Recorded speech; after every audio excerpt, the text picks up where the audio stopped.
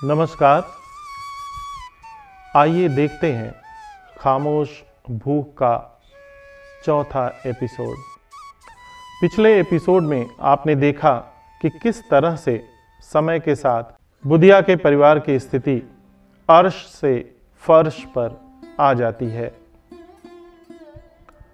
बुधिया ने फिर दरवाजे की तरफ कदम बढ़ाया और ढाबे की ओर देखकर एक पैर बाहर निकाला ही था कि कुछ सोचकर कदम पीछे ले लिया और ढोल के पास गई। ढोल उतारकर कंधे पर लटका लिया और ढाबे का रुख किया। किंग कर्तव्य विमूढ़ व्यक्ति की सोच को ईश्वर ही बदलता है, प्रेरणा देता है। यदि ईश्वर चाहता है कि कोई अपने जीवन में संघर्ष करता हुआ आगे बढ़े तो वह कर सकता है। बुधिया ने सोचा, ईश्वर ने मुझे यही दिया है तो मैं इसी को तराशूंगी। कोई कदरदान मिल जाएगा तो मेरे बारे में जरूर सोचेगा। ढाबे के पास सड़क के किनारे के पेड़ के नीचे आसन जमाया और ढोल बजाने लगी। गाड़ियों से लोग आते जाते उसे ढोल बजाते देख लिया करते थे, लेकिन इनाम कहीं से नहीं मिल पा रहा था। थक कर बैठी रही। फिर दुकानदार के पास गई तो उसने डांट दिया। वापस फिर अपने आसन पर बैठ गई और ढोल बजाने लगी। तभी एक बढ़िया गाड़ी से अच्छे कपड़ों में एक व्यक्ति उतरे। गाड़ी वो खुद ही ड्राइव कर रहे थे। सूट का ऊपरी हिस्सा उन्होंने उतार कर रख दिया था और सफ़ेद शर्ट और डार्क नीली पैंट में काफ़ी अच्छे लग रहे थे।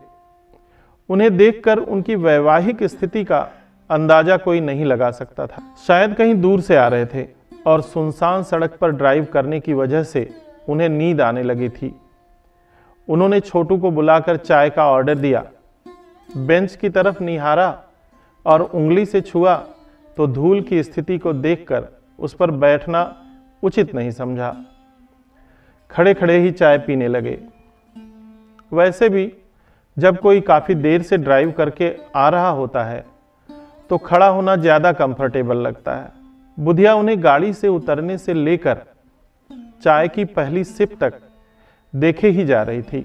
यहाँ इस बात का मतलब कतई न निकाला जाए कि बुधिया कुछ और सोचकर उन्हें देख रही थी। नहीं, बुधिया ने इस ढाबे पर इतने सभ्य आदमी को आते कभी देखा नहीं था और पेट की भूख की वजह से ढाबे पर आने वाले हर एक व्यक्ति पर उसकी निगाह होती थी कि क्या मालूम कोई ऐसा मिल जाए जो उसकी हालत पर तरस खाए और उसका पेट भर दे। मन ही मन उसे लगा कि बाबूजी बहुत भले मानुष दिखाई देते हैं। बाबूजी कुछ गुनगुना रहे थे और चाय की चुस्की ले रहे थे और अंत में बाबूजी की निगाह बुधिया पर पड़ ही गई। बुधिया उन्हें कातर दृष्टि से निहार रही थी। उसकी दृष्टि को साहब ने भांप लिया। बाबूजी ने पूछा, कौन हो तुम? उसने कहा, बुधिया। ये ढोल क्यों लेकर बैठी हो? रोजी रोटी यही है बाबूजी। यानी तुम ढोल बजाकर पैसे कमाती हो? आता है बजाने? कौन कौन सा ताल बजा लेती हो?